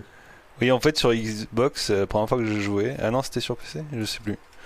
En fait, la première fois que j'ai joué, je suis arrivé. En fait, j'avais un bug, bon, Bethesda, hein, donc bug Bethesda. Oui. Et, euh, et en fait, dès que je touchais ou frôlais une voiture, elle se mettait, son réacteur nucléaire inexistant, LOL! Ah il se mais mettait à oui, tu m'en avais exploser. parlé de ce bug-là. Et il Mais s'envolait, alors, et puis il explosait après. bon alors là je suis plus du tout objectif, hein, mais moi je suis désolé, mais je trouve que je sais pas pourquoi. Et ça l'a plus du tout fait, par exemple avec Fallout 4 où il y a eu une refonte graphique vraiment. Mais moi je trouve que tous les bugs de Fallout, il y a un côté Ah oui, marrant. non, mais Et clairement, moi, tous les bugs de et Fallout limite un 3 m'ont fait côté où rire. t'as envie de tous les collectionner comme les Pokémon, tu vois. Moi, Waouh. j'avais fait des screenshots, des captures d'écran pour chaque bug que j'avais eu. Je C'est les ai fou. Moi, j'avais collectionnés. réussi dans les terres, enfin dans la capitale, Washington DC, j'avais réussi à trouver un endroit très précis où tu pouvais sortir du jeu. Et j'avais marché, je me souviens, j'avais attaché un élastique au joystick de ma manette de Xbox 360 pour que le personnage avance tout le temps dans l'infini. Et je sais pas, j'avais fait tourner la console pendant 7 heures comme ça pour atteindre les limites. Et à la fin, je voyais le Wasteland de la taille d'une tête d'épingle à l'horizon, tu vois. Et J'ai fait la c'était même fou. avec Et je Halo me 2. Parfait, parfait. Voilà, en fait, c'est comme ça que tu peux définir ton jeu préféré. C'est quand tu as réussi à faire du out of bound Ouais, ouais, là, je l'ai tellement et que. poncé. Ah là là. Je pense que c'est ça. Je pense que Halo 2, c'est ton Fallout 3 pour moi. Ouais, C'est mon exactement. Fallout 3. Je pense. Oui, voilà, c'est ça. Alors, je vais faire un petit aparté aussi sur peut-être un. Pour revenir un peu sur Fallout 2, vite fait.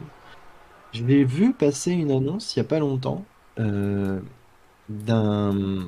Comment dire? Je sais pas si vous connaissez le FPS, donc c'est un shooter très nerveux, un peu à la Doom, donc il s'appelle Dusk, très horrifique. Je l'ai beaucoup, je l'ai beaucoup apprécié. Et en fait, des développeurs de Dusk et aussi des fans de Fallout qui ont déjà fait des petits mods, etc., vont tenter de, donc je vous parle de Fallout 2, vous allez comprendre pourquoi, vont tenter de recréer tout ce que l'on sait et tout ce qui existe déjà du projet Fallout 3 Van Buren, donc le Fallout 3 original, on va dire. Et donc du coup, ils vont tenter, donc non, attendez, ça c'est pas ce Dusk, c'est un autre projet qui s'appelle Fallout Yesterday, c'est ça. Et lui, vous pouvez déjà voir des extraits sur YouTube, mais sauf que ce sera fait avec le moteur de Fallout 2, donc en vue du dessus, etc. Et alors que Fallout 3 Van Buren devait être fait sur un nouveau moteur qui n'a jamais été totalement terminé, donc voilà. Mais vous aurez quand même cette expérience bientôt du Fallout original, comme il devait être. Et aussi, si je vous parlais tout à l'heure des développeurs de Dusk, c'est parce qu'on est avec même le compositeur de la BO du premier Fallout, qui s'appelle, je crois que c'est Mark Morgan, un truc comme ça. Ils vont faire un univers, en gros, on n'a que des screenshots, et on n'a même pas le nom du jeu, mais ça va être un univers Fallout sans le côté post-apo. Donc je Bienvenue pense à que effectivement, Winfield. ça fait plaisir. Ah, Donc voilà, Winfield. on est Ah, à Winfield, Minefield. on est à Winfield. Bah, peut-être Winfield un peu, parce que tu te prends quand même de sacrés souffles dans le coin de l'oreille hein, et que tu t'y balades. Mais ouais, alors, En plus, bah, juste comprends. quand tu dis ça, je ramasse un souffleur. Allez, alors le souffleur, hein, on s'en rappelle, hein, utile pour fabriquer le junk jet, je crois, le truc qui permet de lancer Le, un peu. ouais, Ah ouais, le toi tu les lanceur de désamorces comme fourchette. ça les bombes, je savais plus. Ouh. Oh Ah, t'as pas été assez rapide. Donc voilà Minfield, charmante petite bourgade. Hein, moi j'arrive, je suis émerveillé. Oh là là, toutes ces maisons. Oh là là, il y en a une. Ah oui, mais toi en plus t'es arrivé comme un sagouin par le Oh par l'ouest. Oh Bah voilà. Reconstitution. Mais, non mais même les morts sont drôles dans le jeu. Je sais pas, il y a ce côté. En fait, au moment où tu meurs dans Fallout, le jeu n'a plus de respect pour ton personnage. Tu aurais peut-être dû Tu te fais sauvegarder plus vraiment. proche. En vrai, mais c'est pas grave, on va se rebalader. Mais par contre, tu vois, t'es arrivé par l'ouest. Si tu pouvais arriver par le sud où t'es obligé de Yes. remonter la colline et tout.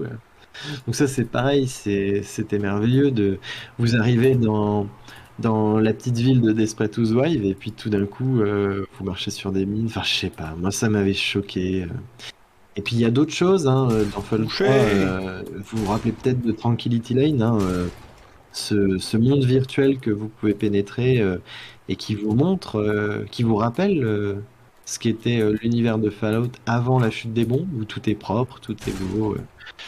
Voilà, on est dans tout ça et c'est assez choquant et l'horreur y est d'autant plus palpable. Et finalement, la vallée dérangeante, elle se précise dans la normalité et plus dans la destruction totale. Donc c'est assez génial, quoi. Moi, je suis vraiment amoureux de cet Fouflé. univers. Ça aussi, c'était choquant, hein, toutes ces routes ravagées. Et il y a un autre truc aussi dans Fallout. Donc là, on joue beaucoup. Ça, je voudrais faire un petit point dessus aussi. On avait le réflexe, parce que c'était complètement nouveau aussi à l'époque, le fait qu'on puisse activer notre radio et écouter beaucoup de musique hein, issue du gel culturel. Donc, parce que vous avez deux choses dans Fallout, vous avez la bande originale du jeu et vous avez, on va dire, la playlist en fait des musiques implémentées dans le jeu, ce qui renforce l'univers, une cohérence musicale extrême et ça change tout. Et salut les clébards. Et voilà, la belle tête de vainqueur.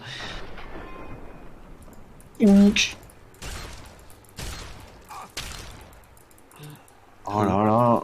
Oh non! Plus de munitions! Échec critique! Oh, c'est Et on ne peut cure! pas sprinter dans ce jeu. Il essaye. T'as plus de munitions, t'as plus d'armes. Je sais pas comment changer d'arme rapidement. C'est pas grave. T'inquiète, t'es plus comme dans 76. Si tu ouvres le Pip-Boy, tu figes le temps. Ok, ouais. Donc no stress. Je vais te les Matraque calmer, de moi. police contre les chiens. Je vais te les calmer, moi. Ils sont communistes. Tu peux y aller. Oh là là là là, mais tu vas mourir. Ils sont où? Donc la mine à Devant. capsule, hein. Ah là là, quelle merveille. Je sais même pas où ils sont les chiens là. Petit, Oh petit, le lancer petit! faiblard. Vas-y, vas-y. Recule parce que là, la mine à capsule. Oh, Non, non, il en reste un. oh, suc! Aïe! Ah oui, c'est vrai, ça fait pause. Ça fait pause.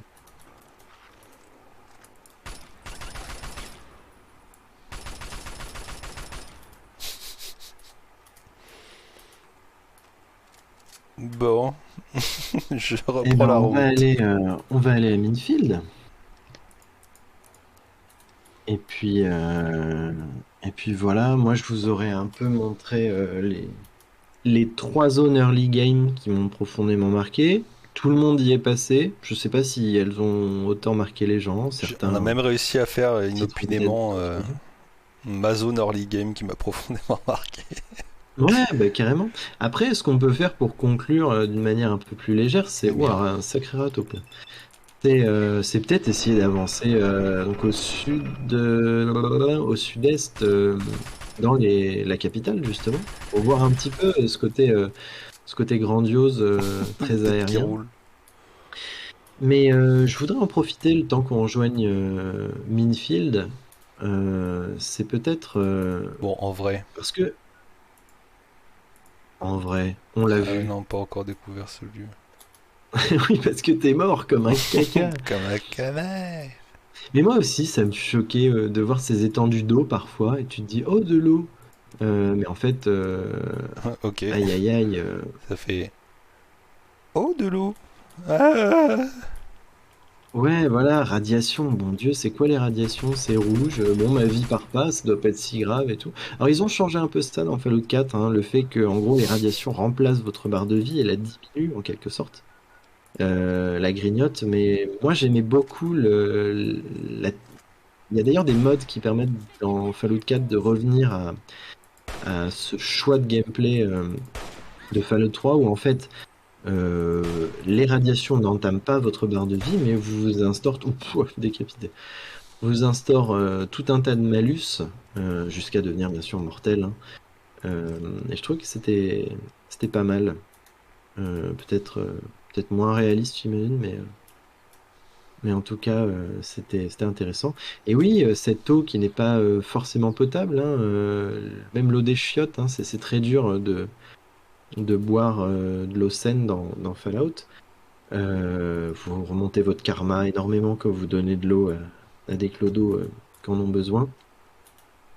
Mais ça, c'était aussi une force de New Vegas, hein, c'est implémenter ce système de soif finalement, qui vous oblige à boire, et donc souvent à boire de l'eau empoisonnée. Enfin, en pratique, quand on joue bien, on n'a jamais de problème, mais voilà. Donc voilà, ça c'est un bon exemple, tu vois. Moi je trouve ça fou dans les Fallout, et je trouve que ça a peu été refait dans d'autres, bien refait dans d'autres jeux post-apo. C'est ce côté, L'arrêt sur l'ancienne vie, ben, c'est ouf.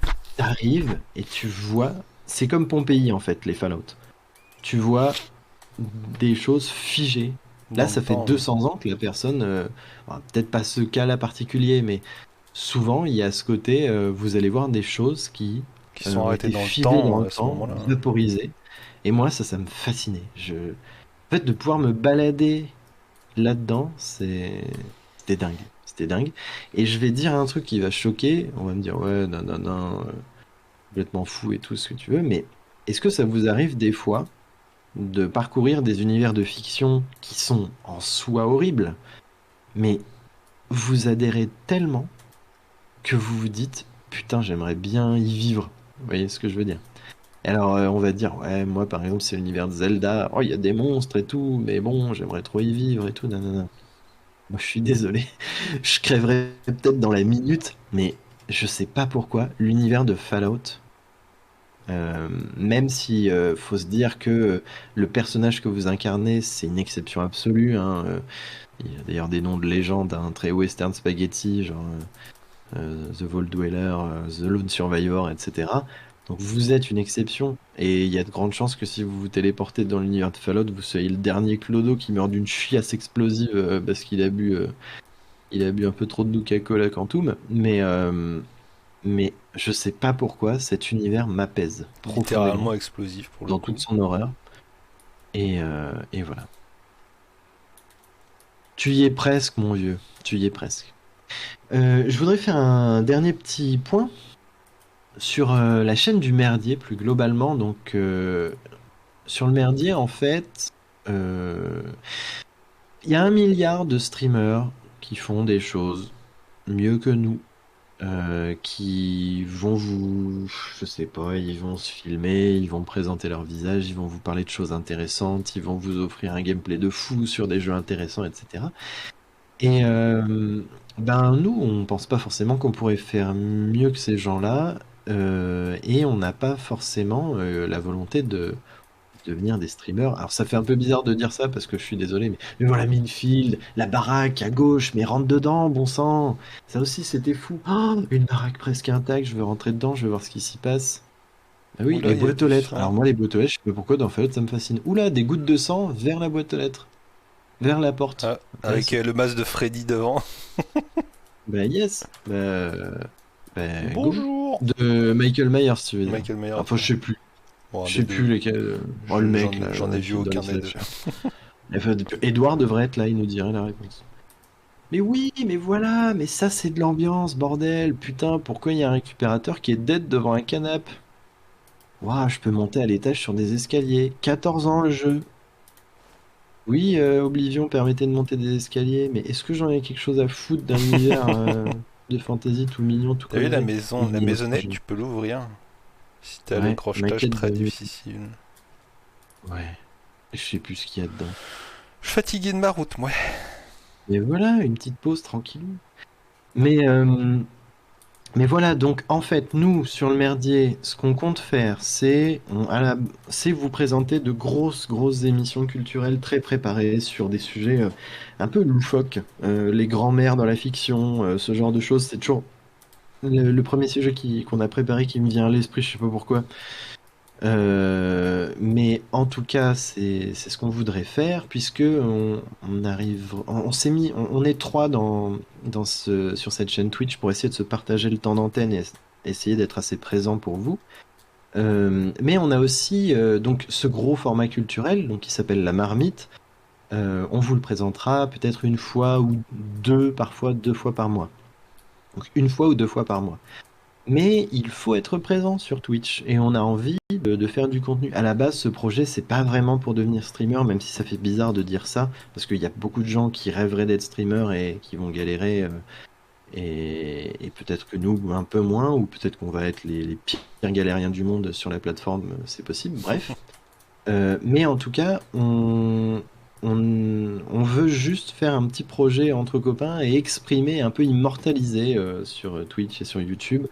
Voilà ce qu'on pense des choses qu'on adore et qui nous passionnent et tout ce dont on discute entre nous avec beaucoup de verve et de plaisir. Et on s'est dit que pour être quand même présent sur Twitch et que ça marche un peu et que ça passionne des gens comme...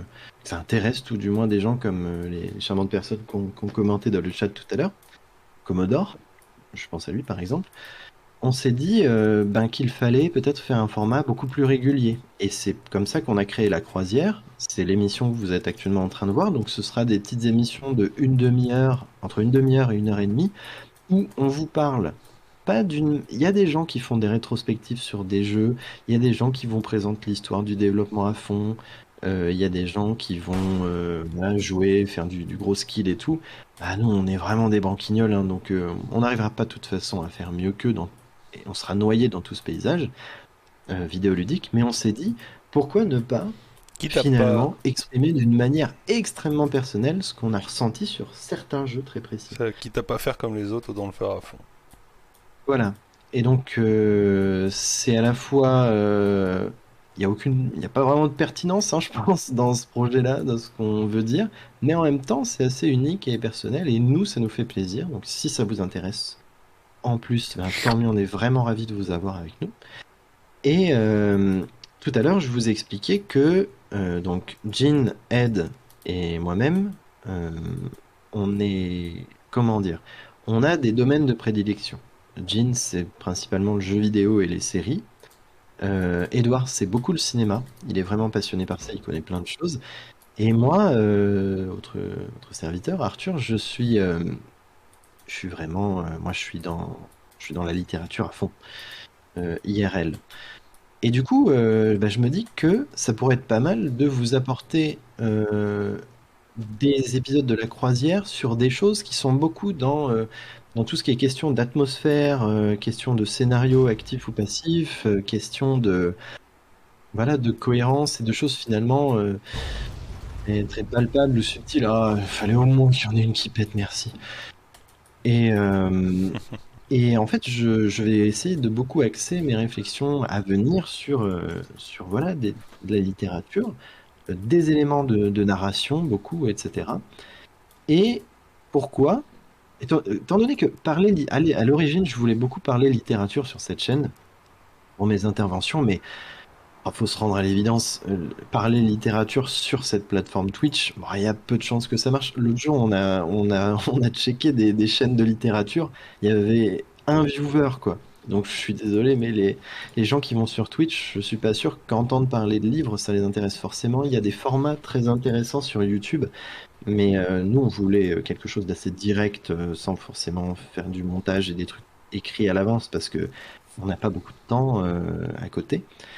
Et je me suis dit, pourquoi ne pas essayer au moins à chacune de mes interventions de vous parler de quelques bouquins. Alors des fois, ce sera plus dur que d'autres, mais toujours des œuvres littéraires plus ou moins en rapport avec le jeu que je vous présente. Et du coup, en soi, Fallout, je suis désolé, mais c'est une œuvre à part entière qui mériterait de ne parler que d'elle, hein. Je suis tellement fan de ce jeu.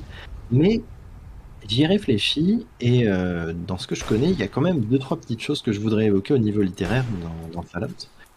Jean, ce que je te propose, c'est pour conclure, c'est d'aller essayer de marcher. Tu peux même te TP au niveau plus près au niveau de Megaton, mais c'est d'aller explorer. Fais gaffe, ah non, elle a déjà pété chez nous. Oh non, faut que tu te barres. Oh bah oui, vas-y, fais-toi plaisir. Regarde l'horizon, sois fier. Wouhou! Ah parfait. Oui! Parfait. Oh, faudra faire ça pour terminer l'émission. Bonne idée. Oui.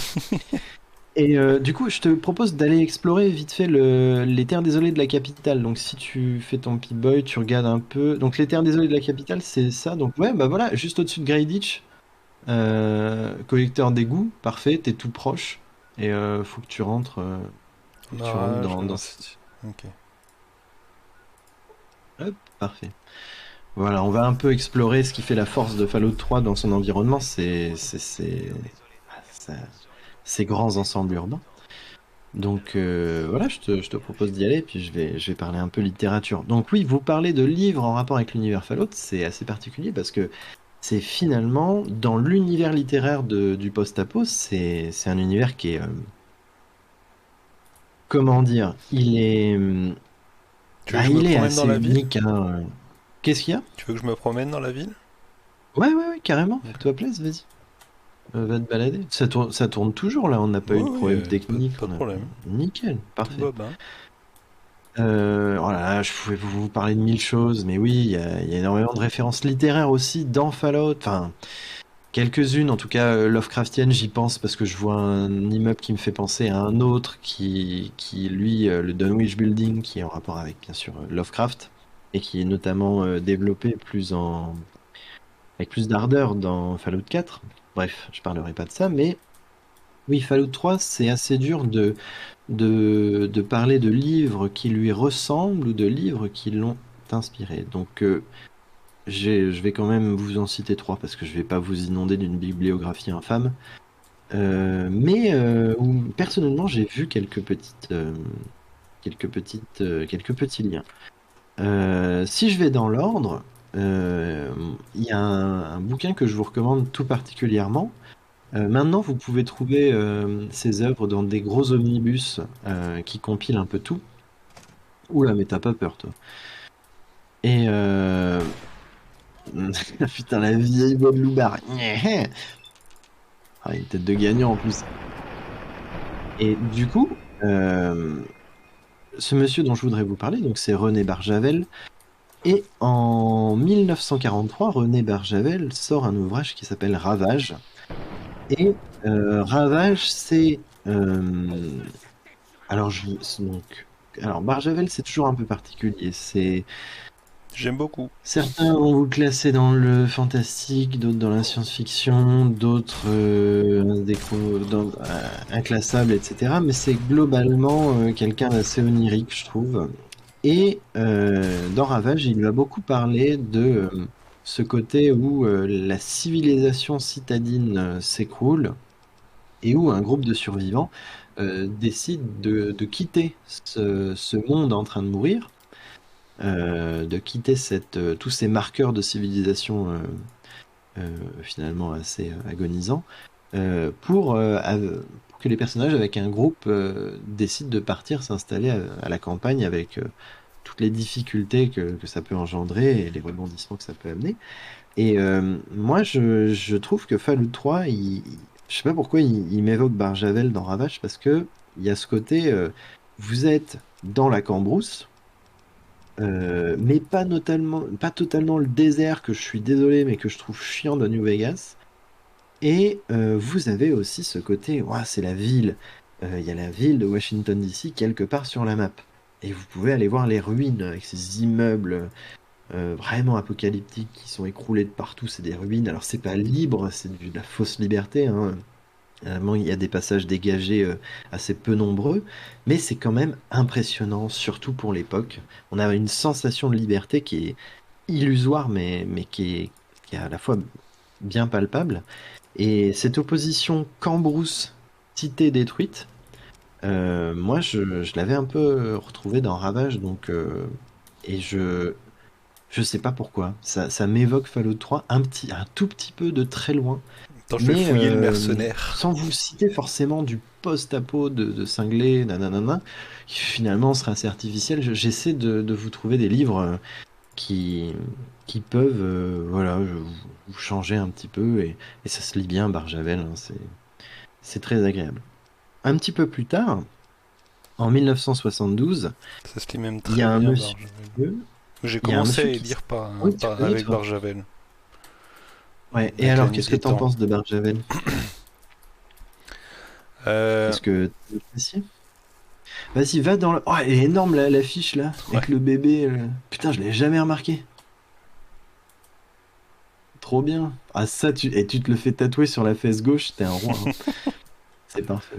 Mais j'aimerais bien que tu visites les terres comment dire, la capitale elle-même, parce que c'est vrai que c'est assez impressionnant, même techniquement quand même. Tout un tas de triches. Allez, je vous parle vite fait d'une petite triche que tout le monde connaît dans Fallout 3, mais qui est passionnante. Un truc que j'adore dans Fallout 3, c'est les métros. Donc, vous avez des, vous avez des lignes de métro désaffectées, remplies de ghouls, etc. Les ghouls, elles me faisaient flipper à fond à l'époque. Enfin, bref. Et à certains moments, vous avez des petites scènes assez rares où vous avez des métros encore fonctionnels qui avancent. Sauf que le moteur du jeu et les limitations techniques ne permettaient pas de faire avancer ces 10 métros, quoi, ces wagons-là. Et ils se sont dit, mais comment on va faire? Parce qu'il y a une scène, faut que le métro avance, nanani, nanana, c'est chiant. Bon, qu'est-ce qui avance dans le jeu? Ben, les clodos, ils marchent. Ok, super. Et comment ça pourrait nous aider? Ben, le clodo, il pourrait porter le train du coup en marchant. Ouais, mais ça fait un peu bizarre. Ben, vous savez ce qu'on va faire? On va équiper à la place d'un chapeau, on voudrait donner un clodo, on va l'équiper d'un métro sur la tête. Donc en fait, à chaque fois dans Fallout que vous verrez dans Fallout 3 des métros avancés, dans certaines scènes très précises, dites-vous que sous la map, en fait, il y a un clodo, enfin un personnage, un PNJ, équipé sur sa tête du métro, comme d'un chapeau, qui court comme un dératé, et c'est lui qui fait avancer le bousin. Donc c'est assez drôle, ça m'avait marqué cette anecdote, je l'ai appris tardivement, mais ça fait partie de Je viens de cette l'apprendre, petite moi. ingéniosité vidéoludique qui est assez drôle, et comment contourner des problèmes quand certaines limitations techniques semblent bloquer totalement la créativité. Donc oui, je vous parlais tout à l'heure 1972 de Robert Merle. Alors lui, il a écrit un livre qui s'appelle Malville. Et dans Malville, on est dans un peu le système inverse de Ravage où la ville ça va pas, on part vers la campagne. Euh, enfin, un système similaire, je veux dire. Mais là, on est clairement dans une guerre atomique qui se produit. Et on va avoir un groupe de survivants qui va partir en France, s'installer dans les vestiges d'une forteresse. Donc, il y a un peu ce côté, je réutilise, la guerre atomique est une fracture majeure, je m'extrais de cet enfer et je me protège grâce aux ruines de l'ancien monde. Alors là, on est dans le très ancien monde, mais on peut faire un parallèle assez intéressant, c'est que ce qui est pas mal, c'est que, enfin, comment dire, dans l'univers américain, ben, c'est une population qui a une histoire quand même assez jeune. Et tu ne peux pas avoir d'espaces médiévaux ou de choses comme ça. Mais Oui, oui, c'est bien une fourmi qui crache du dans, feu. dans des univers européens, ce serait tout à fait possible. Et ça, c'est assez intéressant, ça ouvre des perspectives. C'est peut-être pour ça aussi que t'as presque plus de vie de jour. Ah, je... Mais stop avec ton Pip-Boy et soigne-toi. Tu vois, les fourmis, elles sont pas si grandes, hein. Il y en a des plus grandes, ouais. Mais elles sont plus grandes que dans 76. Et du coup, l'Europe, oui, ce serait un terrain assez fertile pour raconter des nouvelles histoires avec l'environnement, de voir parfois des structures médiévales peut-être servir de bastion. On revient aux origines, quoi, dans un monde qui s'est autodétruit. Enfin, voilà, c'est assez passionnant. Et je sais pas pourquoi, donc moi, Malville de Robert Merle, 1972, ça m'évoque pas mal certains éléments de Fallout 3 en particulier. Et enfin, là, je vous ai parlé de choses qui datent, hein, période Deuxième Guerre mondiale, les années 70, etc. Et maintenant, je vais vous parler d'un livre qui a donné naissance à une série. T'as plus de munitions, Mais fuis, va montrer les terres désolées, mon pauvre vieux. Oh, le bon vieux 10 mm. Oh là là, quel plaisir. Ça, c'est vraiment une arme de légende. J'aime beaucoup le design du 10 mm dans Fallout 4 également. Et le... jusqu'ici, je vous ai parlé de livres qui peut-être, j'en sais rien, auraient pu inspirer les créateurs de Fallout. Je connais pas leurs inspirations du tout. Mais là, je vais vous parler d'un livre qui est assez récent, qui date de 2012, qui a donné lieu à une série de livres. Et là, honnêtement, putain, je vais me faire couper à chaque fois, mais j'adore les abris Pulowski. Écoute. Je trouve que c'est un lore qui est trop peu développé, mais il est passif. Donc c'est les abris bas de gamme, très abordables, qui permettent de résister au souffle de l'explosion nucléaire durant la chute des monstres. C'est des abris individuels, mais par contre ça vous protège pas des radiations, ce qui est le problème. Donc tout le monde est plus ou moins mort ou s'est fait goulifier grâce Je à tiens à cause dire des abris que Pulowski. je l'ai vu.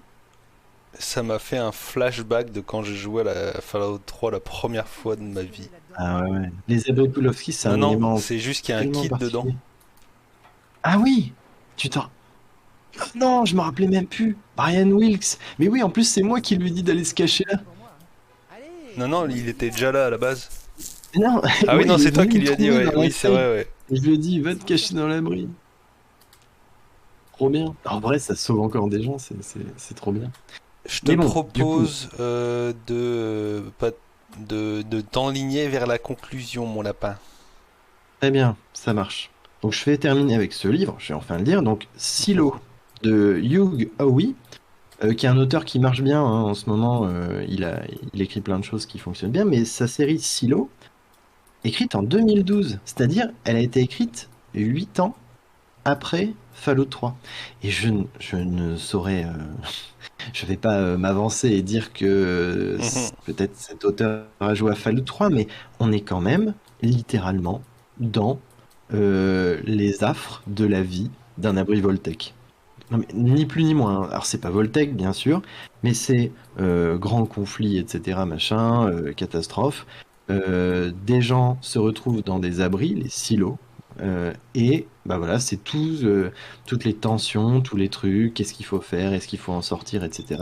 Chaque opus raconte, donc c'était que dans l'abri, hein, c'est avant l'abri, c'est qu'est-ce qu'on fait, on en sort, etc. Mais globalement, c'est une série que je vous conseille, c'est très bien écrit.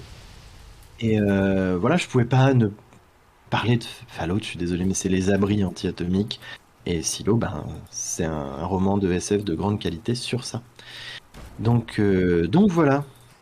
Et je dois fermer ma gueule apparemment maintenant. Donc je vais vous dire au revoir. Et merci à tous ceux qui sont passés. Vos interventions étaient très pertinentes et ça m'a aidé Oula. à parler et à animer ce live. Merci à Jean hein, d'avoir servi. On a des problèmes techniques, je devais jouer, mais je me rends compte que j'aurais peut-être absolument pas pu parler autant. Je suis vrai. Jean, faut le dire, mais c'est notre régisseur, hein, parce que je suis un handicapé vocal. Je peux pas parler clairement ah voilà, sans bugger. Et heureusement qu'il est là pour jouer et vérifier le chat. Merci à tous hein, d'avoir suivi tout ça. Et on reviendra avec des jeux de niche, des jeux plus connus, mais on en a une perception un peu particulière. Ce sera pas toujours moi qui castera tout ça. Jean s'en occupera, Edouard s'en occupera. Et des fois, on sera tous les trois, etc. On aura des formats comme... Donc, il y aura La Marmite, les grandes émissions culturelles, La Croisière, des trucs, des reviews très personnels sur des œuvres diverses et variées, euh, comme ce que vous venez de voir ce soir. Et aussi ce qu'on appelle comment on appelle ça? La brigade, où là on est vraiment dans le gameplay, on est des mauvais élèves, on regarde pas le chat et on joue à des gros jeux de défouraillage en coop, ou au contraire des trucs très chill où on aura le temps de discuter avec vous. Ce sera un format qui prête parfois à rien du tout. En termes d'échange avec vous, et parfois à du vrai just talking, donc là on pourra vraiment débattre. Ça, Merci à le Antoine centre. qui est passé tout à l'heure, merci à Commodore pour ses interventions, et puis Voilà, c'était Arthur Sache, qui vous parlait de son jeu préféré. Merci Jean. mais je t'en prie, merci à toi pour l'animation. Et vous pourrez nous retrouver évidemment la VOD sur Twitch pendant 2 semaines et sur YouTube, qui me semble est dans la description de la chaîne Twitch. Si je dis pas de Oui, bêtises. je crois que je l'ai implémenté si j'ai bien fait les choses. De toute façon, c'est _merdier. Ouais. Vous nous retrouvez. C'est le merdier, c'est facile, ça va être facile à trouver. Le merdier VOD ou le merdier, je sais plus. Mais voilà. Sur ce, je vous remercie d'être passés, pour tous ceux qui sont passés. Merci à ceux qui sont intervenus. Donc Commodore, bienvenue encore à Commodore et à bientôt. Pour moi, je suis prêt à rendre l'antenne, mon lapinou. Faut arrêter de jouer à Fallout 3. Non. Allez, à bientôt tout le monde.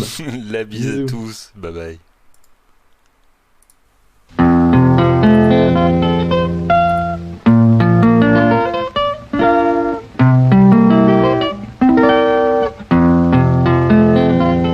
Well, it's over and over.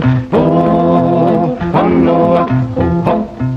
Oh no, I'm gonna ride on the winning tide. Well, it's over and over.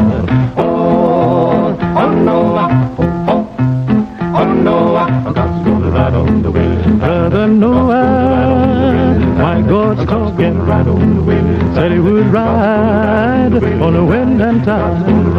Hey, children, stop still and listen to me. God walked down to the brandy sea. He declared that the aim of the sent of man, and then he decided to destroy the land. He spoke to Noah. Noah stopped. He said, Noah, I want you to build me an ark. I want you to build it 3 cubits long. I want you to build it big and strong. I want it 50 high and 50 wide, so it will stand the wind and tide. It's oh Noah, oh Noah, oh Noah, I got to go to ride on the wind and tide. Well, it's oh Noah, oh Noah, oh Noah, I got to go to ride on the wind and tide. Got to go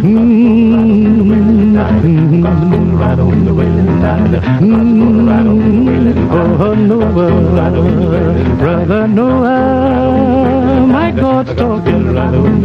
Said he would ride on the wind and tide.